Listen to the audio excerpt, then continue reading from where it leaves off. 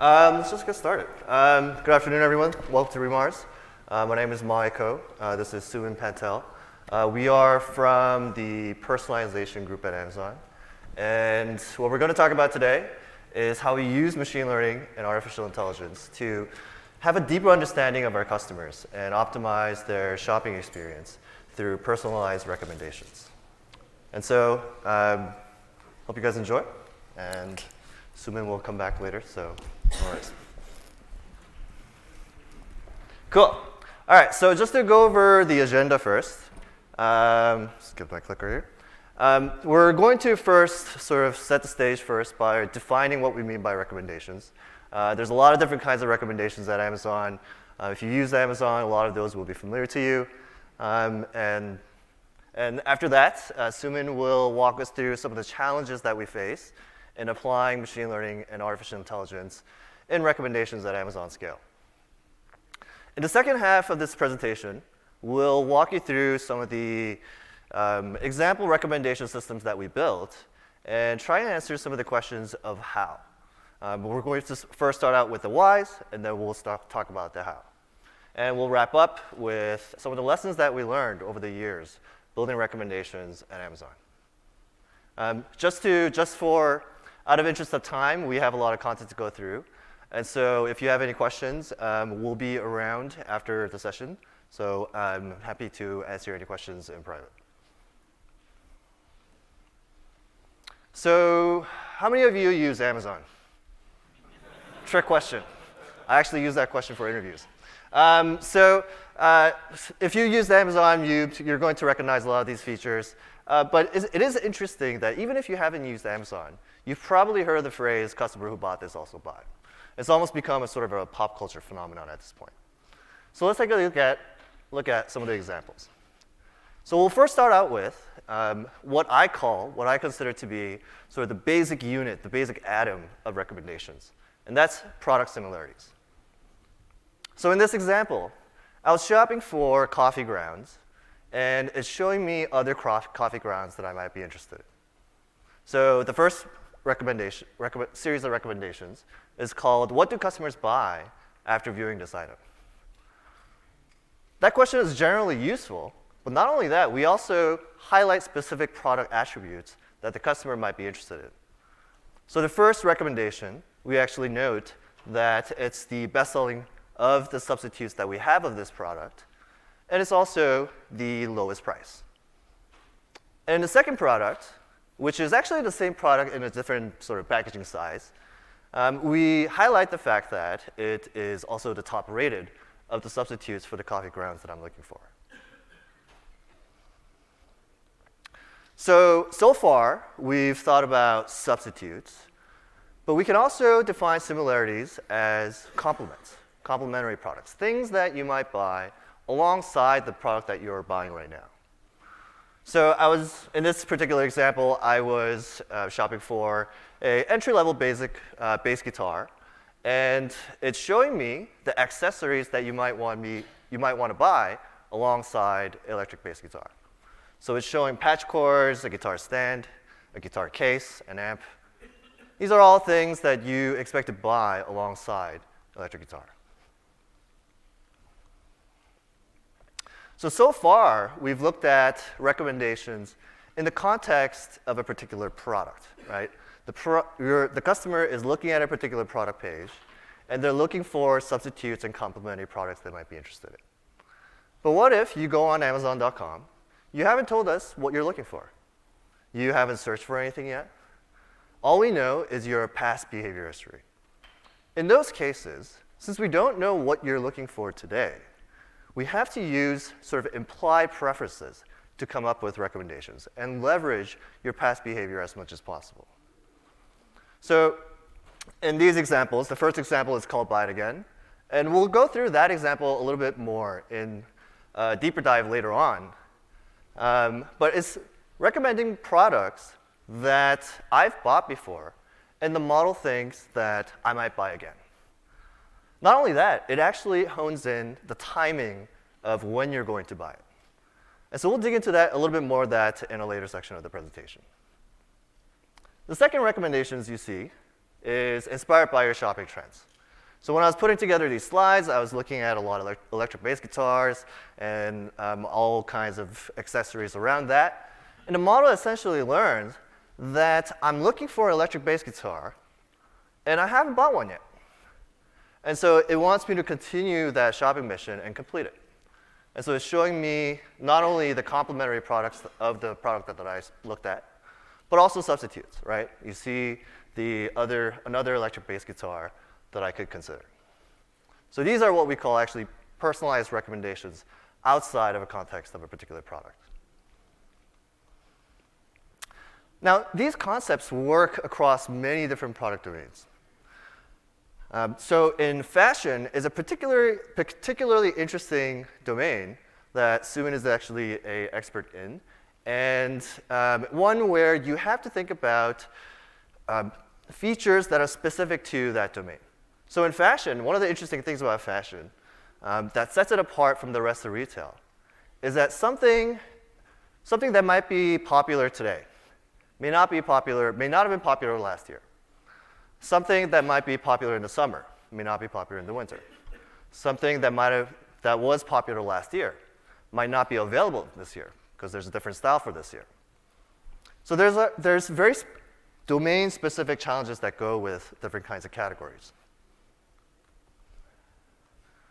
Home furnishing is another category where you actually might want to think about the visual components of different products. This is the same as fashion as well. But in this particular example, what we especially try to do here is respond to customer feedback as soon as possible. So the customer can tell us thumbs up, thumbs down on a particular style of furniture, and we'll iterate on our recommendations and get better at it each time. So we've been talking about physical retail so far, but all of these concepts still work with digital content as well. The main one being Prime Video, right? So your family members have very different tastes in movies, most likely, if it's anything like my family. And that's an interesting challenge that you have to think about when it comes to movie recommendations. Based on what you recently watched, what was watched on the TV recently, we might want to infer who's watching and make recommendations based on that. Another area in digital content where recommendations become really interesting is music recommendations. Music is a weird area where you consume a song, you listen to a song, and there's this expectation now that there's going to be a next song. And it's going to be different from the song that I just heard. And it's going to be a sort of a coherent playlist for me. And that's an expectation that you don't really have for other categories. And so that's an interesting niche problem to think about in that domain as well. So just to summarize, why recommendations? Well, we believe that without recommendations, online shopping would be a harrowing experience, a lot of burden for our customers, because there's a lot of information that's available to customers, and digesting all of them is simply impossible. There's hundreds of millions of products across many different domains at Amazon, and having the customer choose what they want from those is just really difficult. Not only that, on the business side of things, another way to generate demand is manual sort of merchandising, right?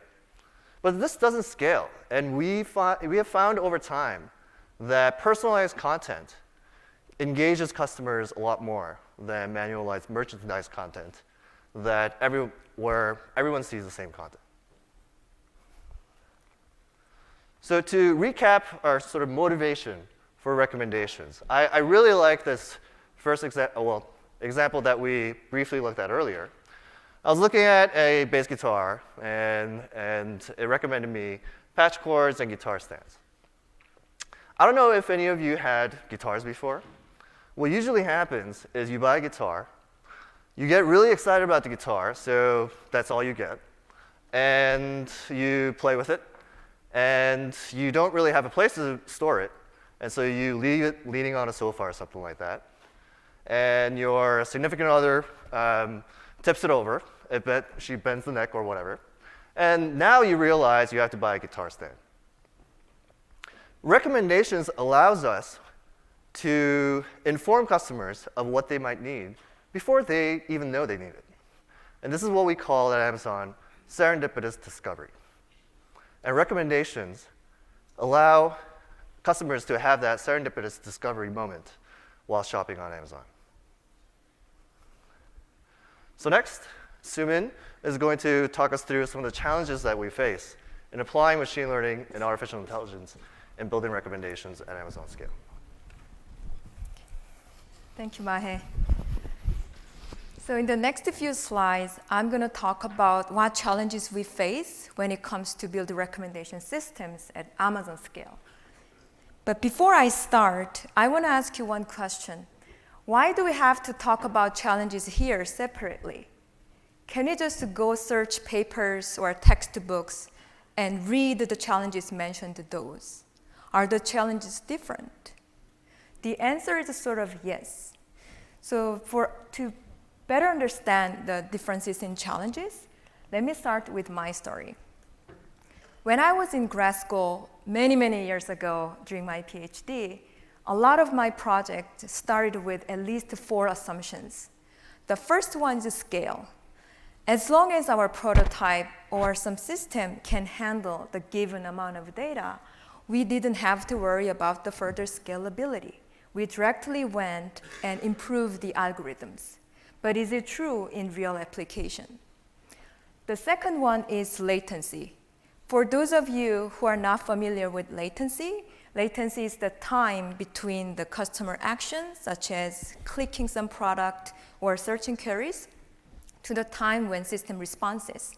In our use case, that's the time when system shows you recommendations. Again, in grad school, there's no such thing as latency because we didn't really have actual human beings interacting with our recommendations. However, is it true in real applications? The third one is the data. Even if there could be a lot of creative ways of reformulating the data for better recommendation, a lot of our focus was into algorithmic improvement. And in fact, using additional data for benchmark tasks was considered as cheating. However, is it true in real application? The last one is the measure of success. When should we celebrate? Often we celebrated when we saw some signs in terms of offline metrics, such as precision recall and other metrics. But a lot of you probably care more about actual customers' engagement and business impact. So let's dive into each challenges. The first one is the scale. At Amazon, as many of you may heard from the keynote, we have more than hundreds of millions of products to choose from. And on top of that, we have more than hundreds of millions of customers. In terms of recommendation, we have to find the right product from hundreds of millions, and we have to show the right product to one of hundreds of millions of customers. So key point here is that algorithms that work on small data set may not work in large data set. Also, even if we crank the algorithm to make it parallelized or distributed way, maybe we leave better opportunity with more simpler approaches when it comes to a large scale. The second is latency. We want to make relevant recommendation with quality for customers, but customers' expectation is also very fast response. If we show something really awesome, but it took few seconds, customers may not be happy. So the key point here is that it's not only an ML challenge, it is a really difficult engineering challenge. That's why you may heard from keynotes that a lot of scientists and engineers, they work very closely together to solve this problem in recommendations. Dimensionality. What I mean by dimension is that naturally, customers think about different aspects when it comes to shopping. So for example, when I shop for clothing and shoes, I look at the size. For example, plus size or booty size. For shoe size, 7 versus 12. Those are all different. The target customers, for example, the dresses for little girls or adult women, they are very different. As Mahae mentioned earlier, when it comes to fashion, the seasonality is also very unique and difficult, and also the style. 2019 style would be very different from 2016 or 2018 style. So the model has to be able to handle those. But when it comes to grocery shopping, maybe those things actually don't matter. But actually, this particular necklace, I bought from Amazon, and for some reason, it arrived after a month. And I was okay with that because I have many other necklaces. However, if I shop for a bottle of milk and that arrives after a month, I wouldn't be happy. I probably wouldn't drink either. So just like human beings think about, the ML models need to think about the dimensionality, and the dimension could be really large in heterogeneous products. The fourth one is localization. As many of you know, we want our customers everywhere happy, not just in particular region or area. So when it comes to localization, there are many different challenges. One of them I want to call out is cultural norm and nuances. What that means is that, for example, the culture where I grew up from, some clothing with lower neckline is not considered appropriate for workplace. But some other countries or places, the lower neckline or even shorter skirt might be okay. And of course, the language is one of the most difficult part. People who speak English versus Japanese or other languages, the way they interact is completely different, and the machine should be able to handle those. Subjectivity. This is another challenging component when it comes to recommendation. What I mean by subjectivity is that if you ask the same question to multiple people, their answers might be different. So let's do some exercise. Let's imagine yourself shopping for a set of dinner plates, and you saw recommendations with forks and knives. How many of you think that recommendation is relevant? Okay, some people. How many you think those are not relevant? Okay, so almost half and half. As you can see, it depends who we ask and also when we ask. For example, if I'm looking for a dinner plate to replace something that I broke, at that point, forks and knives are just irrelevant. I'm not interested. But if I moved in a new place and I want something, not only plates, but other things, then at that point, not only fork and knife, either napkin or other kitchen towels might be very relevant to me. Why does it matter? If human beings disagree, machine may disagree too.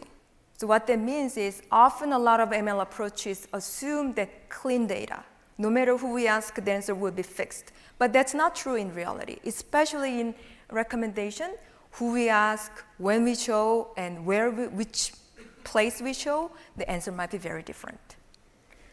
The last one is evaluation. This is particularly important for someone like me who's now managing a team. How many of you are leaders in a team or organization? So actually a lot of you. So probably you share the same pain, which is a given moment, we have to make decision on what to do and how long we want to invest. Because there are a lot of different opportunities and approaches in ML, a lot of people come to me and say, we should do this, we should do this. But how do we know which one is the right way to pursue even before we productionize the system? If we productionize, at that point, it might be a little bit easier. We can do some experiment and get the data we want. But before we productionize, we have to predict the performance. So 2 reasons why evaluation is difficult is that first is data. Where do we get the data? And the second is which metric to use. So there are 2 common ways of collecting data. The first one is manually collecting, which means that you may often hear that you can hire a group of people and define the problem and ask them label, is this relevant or not? But natural problem with that is it's hard to scale. Even if you collect the data for, let's say, English-speaking countries, when it comes to launching something in Japan, you may want to hire more people who can actually understand Japanese culture and language as well. So it's really hard to scale. And also, there could be bias. What I mean by that is that when you somehow sample some people and those sample group is not representative of your true population of customers, the outcome might be simply skewed. So for example, in fashion, if I, for some reason, hire a group of men and ask them if that dress is relevant to this necklace, maybe the answer might be not useful. So another approach is using past data. Maybe a lot of you use this already, which means that simply look at your system log in the past month or past year, and then process the data to use as the truth label. One of the problems is that it introduced another type of bias. What that means is that the system at that moment in production decides what to show to customers. So even if, let's say, that we had a brand new set of forks and knives that our new model recommended, but that recommendation never showed to customer because the previous model never thought about it, then we don't have the data point in our test data. The second difficulty, of course, comes from the success metrics. A lot of business metrics and customer engagement, those are the ultimate goal for a lot of people, but offline evaluation is often precision recall, AUC, NDCG, and etc. So now, how do we solve recommendation given all these challenges? So in the next few sections, we are going to talk about the 3 major recommendation types. The first one is item-item similarity. The second one is getting customers' intent right. And the third one is getting the timing right. First, item-to-item similarity. As Mahae mentioned in his intro, this includes customer who bought also bought, customer who watched also watched, or customer who listened also listened.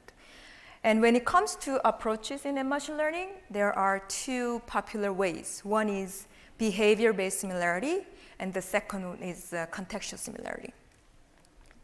So behavior-based similarities, the core hypothesis behind it is that 2 items are similar if people who buy one item are usually likely to buy the other. So you can replace the buy action to listen or watch depending on your use cases. One of the advantages of this approach is that a lot of computations can be done offline. What that means is that it has awesome latency, and also when it comes to scalability, it can scale really well to large data because a lot of computation is computing co-occurrence or co-purchase or co-views or co-listen behaviors. The limitation here is something called cold start. What that means is that a lot of product or new products that not enough customer yet purchased or listened, we simply cannot say customer who bought this or listened this also did X. That's simply not possible. If you want to know more about this approach, you can look at the paper we published in 2017. So the second approach is called contextual similarities. This is using catalog information. Basically, let's look at this example here.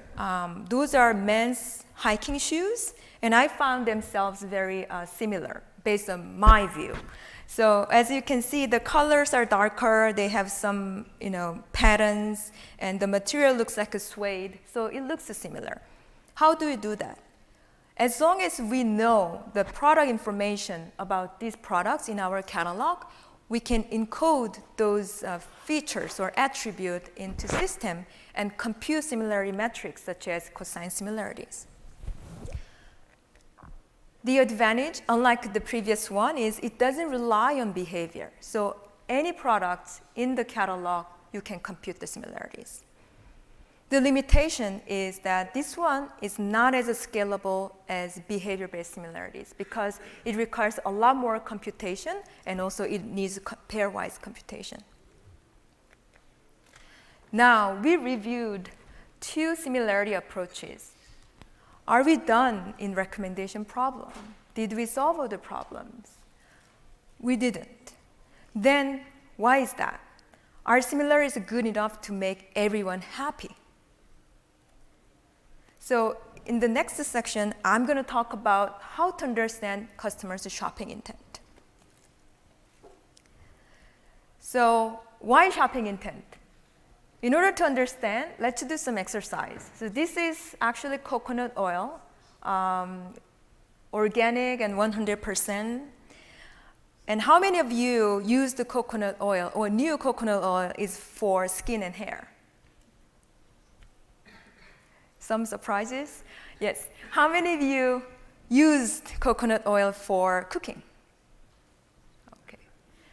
So for me, I never thought coconut oil was for cooking because I saw that from one of magazine or a beauty blog, it's good for hair and stuff. And my cuisine, we don't really use coconut oil. So if we only use a similarities approach, we may show, no matter who, some kinds of oil like jojoba oil, olive oil, or avocado oil mixed with argan oil for hair or some hair gel. That's not really optimal. So we want to understand the exact intent. Customers express their interest in many different ways. One of the ways is searching product. And also people can click products, people add some product to their wish list, and ultimately they buy. So understanding customers' intent actually helps to further personalize a lot of recommendations. Then why is it hard to understand shopping intent? The first reason is, as we reviewed earlier, subjectivity. People have just different intent. The second challenge is that intent change over time. If you ask my preference or interest when it comes to clothing, my answer now is very different from my answer 20 years ago. When I was young, I was looking for deals and coupons, and I want clothing that can easily go to washing machine. But now, I don't have enough time to search for deals, and I don't mind going to dry cleaning. So simply, people's taste change. On top of that, even if you ask the same question to me at the moment, I may have multiple intent. Often I find myself shopping for my own products, but also something for my daughter or my mom. So we must understand those subtle differences. So let's look at some example recommendation that understands intent. When I saw this recommendation when I came to Amazon, I was very happy because I already shopped a lot of brands listed here. And these are the types of dresses when I search for women dresses that I'm looking for. I want something that I can wear in the office on top of leggings or jeggings. When I type in woman dress, I didn't mean evening dresses or prom dresses. Those are just irrelevant to me. How do we do that? So there are three main components or building blocks we can think of. The first one is customer preference. That may last even a little bit longer. For example, my preference on my style or size is probably regular size. And my preference in terms of color may be certain colors. Intent could be more real time or at the moment. What am I looking for? And the recommendations are something that we can choose products from hundreds of millions of products once we understand customers' preference and intent. And let's look at individual component. Shopping preferences. In terms of ML approaches, we can treat this as classification problem or ranking problem, or there might be other approaches. The classification problem is that we already have predefined classes, for example, class A, class B, or women's dresses, girls' dresses, men's shoes, women's shoes, and then build a model to learn the patterns. The ranking problem is that there are possible categories or other classes, and we want to get top X best result. For example, search engine fall into this category. Once we have clean data and cleanly define the problem, then we can use different approaches. One of the approaches could be neural net or random forest or any types of supervised learning if you have data, and then we can train the model to find patterns. Intent. Customers, as I mentioned before, express their intent in different forms. So people may type in queries like woman dresses or white woman dresses or yellow dresses woman. So the sequence probably doesn't matter. When it comes to machine learning, understanding that sequence is really tricky. Unlike news article sentences, that's very clean, that has a subject and object. Search queries usually don't have. Usually it has only 2 to 5 terms, and the order probably doesn't matter either. So we should understand, use a lot of NLP techniques there. And the browsing intent. If I click some red dress, another red dress, and red dress, maybe you can guess that I'm looking for red dress, and I implicitly expressed my intent at that point. And purchase. Ultimately, if I buy a certain product, that may tell us that I like those products. Now, once you understand, by the way, the third component of recommendation, you can use the same approaches that we reviewed earlier, which is behavior-based similarities or catalog-based similarities. When it comes to making final recommendations, it should look like someone who really understands you generated those recommendations. And there are additional aspects that we have to think about on top of those individual components. The first one is popularity. So the popularity means that even if a machine, after all those training, it shows picked some product, but that product has really questionable reviews and ratings, you probably think about whether that is the best product to show to customer. The second one is novelty. Often, to be honest, I found a lot of recommendations that I see all over are very repetitive because probably I buy certain things over and over and it just shows me the same thing. As a customer, what I want is actually the serendipity, which means I probably didn't know what's trending right now in 2019 summer in Vegas. And if I can pleasantly surprise, they'll be awesome. So we have to make sure that ML model that's insisting certain product over and over, we need to inject some novelty there. The third component is seasonality. Not every category, but some skincare, beauty, or fashion, that seasonality is important. Diversity. A lot of times, recommendation is presented in the form of something called a widget. Means that multiple products are shown at the same time. If that widget contains very similar product with a slight variation, that's not so useful. For example, if I'm looking for a candy and it shows pack of 1, pack of 2, pack of 3, pack of 4, it's really boring and I didn't really like those. I want some different flavors or different brand or different forms, gums and candies. So those would be great. At the end of the day, the relevance is important. Customers should feel that this recommendation is totally relevant to the person at the moment and the place or the pages they are in. I want to conclude my presentation here that the key part here is that determining when to personalize and when not to personalize, depending on the intent and preference, and that's a very important aspect. So next, Mahae is going to talk about how to get the timing right using the recommendation called Buy It Again. Thank you.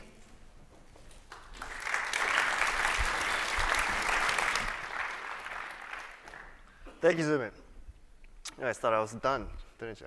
All right, so what I'm going to talk about is Buy It Again, a recommendation system that my team has built and iterates on. And it'll be an interesting look at how we think about the timing of recommendations. So all of the recommendations that we've talked about so far are talking about product discovery, right? Things that you haven't bought before that you might be interested in. I've never had an electric bass guitar. I'm looking for one. And in a lot of these, it makes sense for us to not recommend something that you bought before. You can think about even areas where digital content like movies. If you've watched a movie, you might watch that movie again if it's really good, but you're not going to watch it back to back, right? Right after that, you watch a movie, what are you going to do? You're going to find another movie to watch or go to sleep. However, what we find is that there's a huge swath of categories where customers repeat buy the same product or a product in the vicinity of that product that they bought before. So when we look at the stats, when it comes to goods, 60% of the consumer spend in US goes to non-durable goods. So what do we mean by non-durable goods? This includes things like food and beverages, apparel, things that you might find in your pantry, paper towel, lotion, things that you run out and replenish on. And it's not necessarily things that you replenish on with this exact same product. When I'm buying eggs, I buy the same carton of eggs every time. Whereas if I'm buying juice, I might alternate between orange juice and grapefruit juice. And so addressing this sort of shopping behavior by recommendations is something that we at Amazon call repeat purchase recommendations problem. And the screenshot that you see here is a buy again page for myself that we recently launched. It's essentially calculating what you might be interested in repeat buying. And not only that, like I mentioned earlier, is thinking about the timing of that. So it thinks that it's about time I buy another pack of lip balm. So at a high level, the model works by asking two main questions. The first question is, are you going to buy this again? The second question is, assuming you're going to buy it again, when? We're going to take a look at both of these questions, but I personally find the second question more interesting, so we'll take a little bit more time there. But let's start with the first question. The first question is very familiar to us if you've worked in recommendations, is, are you going to buy this again? There's many different things that we consider when answering this question for each customer. But what we found is that the most important factor is the number of your past purchases, which kind of makes intuitive sense. And let me illustrate that point with an example. So this office chair. You normally wouldn't consider this office chair as something you would repeat buy. As a normal retail consumer, you're going to buy one of these for your home office, and that's it. That'll probably last a couple of years. You're not going to buy another one. However, when we actually look at the data, we actually find a significant portion of the people buying this product repeat buy that again. Why is that? Well, what we found is that the customers that buy this product are heavily biased towards business customers. So if you're owning a business and you're building out an office, growing your business, then an office chair is absolutely something you replenish on.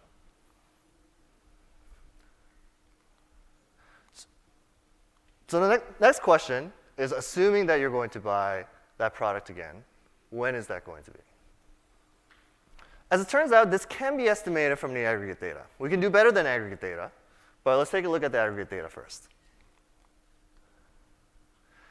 So this chart that I put together is a chart of, on the x-axis, you have time since your last purchase. And on the y-axis, the number of purchases as well as probability of purchase. So what we find is that for a lot of products, this sort of shape is fairly prominent in the aggregate level. So we can take a look at a couple of examples and what we can learn from drawing this chart out. So we can take a look at this example. It's a laundry detergent advertised for 40.5 large loads.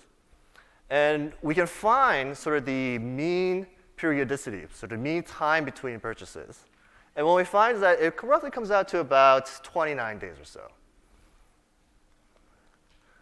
On the next product, a similar product, dryer sheets, 240 count. And what we find is that for this particular product, it takes a little bit longer. So we can just compare. That's, I believe that was about 29 days, and this was about 35 days. So we can take a look at the shorter end of the extreme. We have this packaging of diapers for newborn, 140 counts, I believe. And I am not a parent, so I have no idea if the data is giving me the right answer. But I've been told it's roughly about the right answer. It's about 19 days that people replenish on this product, every 19 days.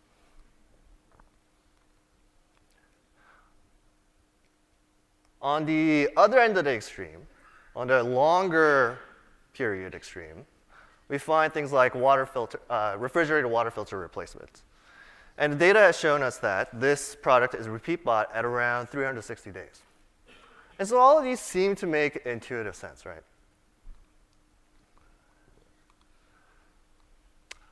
However, we've been looking at aggregate data so far. We haven't been looking at sort of customer level specific data. And what we find is that for a lot of different categories, there's wide variance between customers in terms of their periodicity. There's many different factors that might influence this. The obvious ones being the retail and business factor that I talked about earlier. Another factor being household size. But there are less obvious factors like implied preferences, some of the preferences that Soo-Min talked about. For example, one household, even if you have, let's just say you have 2 different families, both the same number of people. Depending on your cultural background, you're going to consume different amounts of pasta, for example, right? So there's many different things that influences the periodicity at a customer level. And the challenge for Amazon is finding where you are at on that spectrum. So we've charted out 2 customers here, one in blue and one in orange. And the one in blue, the customer in blue, essentially consumes this product faster than the mean. And the customer in orange takes longer to replenish on this product. But an interesting thing about this is that customers, when we chart this out, customers actually cluster amongst themselves. So we can take a look at this particular customer. And one of the things that we can do, now that we've seen 3 different repeat purchases from this customer, and we have a pretty good idea that this customer takes slightly longer than the average period to consume this product and replenish on it, we can essentially draw a time distribution that's specific for that customer and make recommendations based on that. We did publish a paper on it, so feel free to refer to the paper for the technical details there. Now, without going into, these are the model offline evaluation metrics. Without going into the details of the model baselines and the metric definitions here, the thing I wanted to highlight on this slide is the first 2 lines at the bottom, blue and red, are the aggregate models. They're answering the 2 questions that I talked about earlier, but in an aggregate fashion. And the green and purple that you see up top are the personalized models that actually uses the personalized periods to make predictions. And the big point that I wanted to get across in there is that it's the personalization that gives us a big lift in our accuracy metrics. So why does this work? Well, there's obviously many different things that go into making this model work. However, what we found is that whenever we're making predictions, we always have to ask ourselves, is the data that we're feeding to the model actually predictive of what we want to predict? And what we find is that when it comes to repeat purchases, people are highly predictive. You can look at the past behavior data and really predict your next purchase time. So just to wrap it all up, I'm going to walk through sort of the challenges that Soo-Min talked about as well, and some of the lessons that we've learned over the years building recommendations for Amazon. The first challenge that we've talked about is scale of the data and computational cost. This one's sort of the obvious one. We have hundreds of millions of products on the order of 100 million customers, and so that's always going to be a challenge. The next challenge is the latency and responsiveness. On the internet, there's an expectation that if you do something, the model should learn something new about you and respond to it.